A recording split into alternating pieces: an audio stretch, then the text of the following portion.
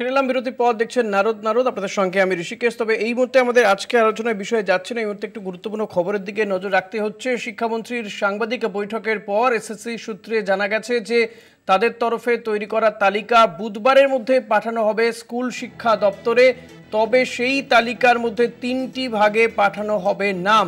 এসএসসির তালিকার মধ্যে 3টি ভাগে পাঠানো হবে নাম।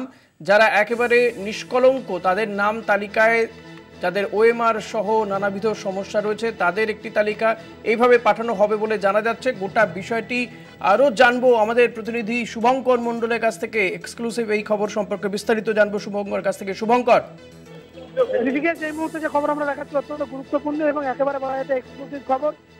এসএসসি তরফ থেকে যে তালিকা প্রকাশ করার কথা চলছে, অর্থাৎ তালিকা প্রকাশ বলার থেকে বলা ভালো যে স্কুল শিক্ষা দপ্তরের কাছে যে তালিকা পাঠাতে চলেছে এসএসসি, সেখানে কিন্তু 3টি পর্যায়ে বা 3টি ভাগে ভাগ করা হচ্ছে এই তালিকাকে। একেবারে যোগ্য যারা, অর্থাৎ যাদের ওএমআর শিটের কোনো রকম ট্যাম্পারিং নেই, ওএমআর শিট একেবারে ঠিকঠাক, শুধু তাই নয় পরীক্ষা নিয়ম মেনে এবং সেইখানে কাউন্সিলিং যেটি হয়েছিল সেটিও সময়ের মধ্যে যে কাউন্সিলিং হওয়ার কথা সেই হয়েছিল। এইটি একটি তালিকার মধ্যে যেরকম থাকছে প্রথম। দ্বিতীয়ত যাদের ওএমআর শিটের সমস্যা রয়েছে, অর্থাৎ 5090 জনের যে ওএমআর শিটের কথা বলা হচ্ছিল তার মধ্যে যে গন্ডগোলগুলি রয়েছে, এরকম যাদের ওএমআর শিটে গন্ডগোল রয়েছে, ওএমআর শিট ট্যাম্পারের সমস্যা রয়েছে, এই যাবতীয় একটি তালিকা। এবং তৃতীয় ভাগের যে তালিকা সেটি সম্পূর্ণ অযোগ্য, অর্থাৎ যাদের ওএমআর শিট একেবারে ফাঁকা, ওএমআর শিটে দেখা যাচ্ছে তাদের ওএমআর শিট এবং মিরর ইমেজের যে নম্বর তার মধ্যে কোনো একেবারে মেল নেই, কোথাও যদি ওএমআর শিট শূন্য হয়ে থাকে তাহলে দেখা যাচ্ছে সেখানে নম্বর রয়েছে। শুধু তাই নয়, সেখানে নিয়ম মেনে ওরিয়েন্টেশন বা বলা যেতে পারে কাউন্সিলিং, এটি কোনোটি সেই সময় হয়নি। এই যাবতীয়গুলো কিন্তু একত্রিত করে 3টি ভাগে ভাগ করে এসএসসির তরফ থেকে তালিকা তৈরি করা হচ্ছে। এসএসসি সূত্রে খবর, সেই তালিকা চূড়ান্ত হয়ে গেলে আজ রাত অথবা আগামীকাল অর্থাৎ বুধবারের মধ্যে সেই তালিকা স্কুল সার্ভিস কমিশন সেটি স্কুল শিক্ষা দপ্তরে পাঠাবে।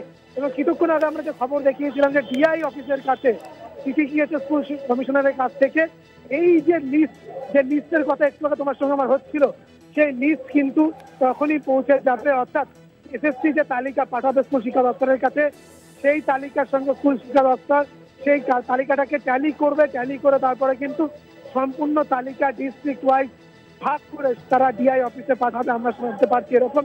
তবে এই মুহূর্তে এটি কিন্তু সব থেকে বড় এবং গুরুত্বপূর্ণ খবর যে এসএসসি যে তালিকা প্রস্তুত করতে চলেছে, যেটি স্কুল শিক্ষা দপ্তরে পাঠানো হবে, সেটিতে 3টি ভাগে ভাগ করা হচ্ছে।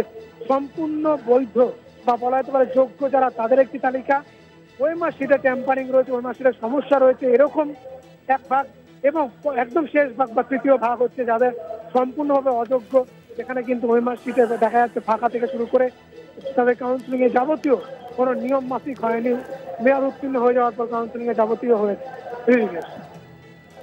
ধন্যবাদ শুভঙ্কর। কথা বলছিলাম আমাদের প্রতিনিধি শুভঙ্কর মণ্ডলের সঙ্গে। এক্সক্লুসিভ এই খবর আপনাদেরকে আমরা দেখাচ্ছি যে এসএসসি একটি তালিকা পাঠাচ্ছে 3টি ভাগে এই তালিকা পাঠানো হচ্ছে স্কুল শিক্ষা দপ্তরে। এবং এই 3 ভাগে যারা একেবারে নিষ্কলঙ্ক তাদের একটা তালিকা, পাশাপাশি যাদের ওএমআর সহ নানাবিধ সমস্যা রয়েছে তাদের একটি তালিকা পাঠানো হচ্ছে, এবং যারা একেবারে অযোগ্য তাদের নামের একটি তালিকা পাঠানো হচ্ছে স্কুল শিক্ষা দপ্তরে। সেখান থেকে যাবে বিভিন্ন জেলার ডিআই অফিসে এবং তারপরে গোটা বিষয়টি আরও পরিষ্কার হবে।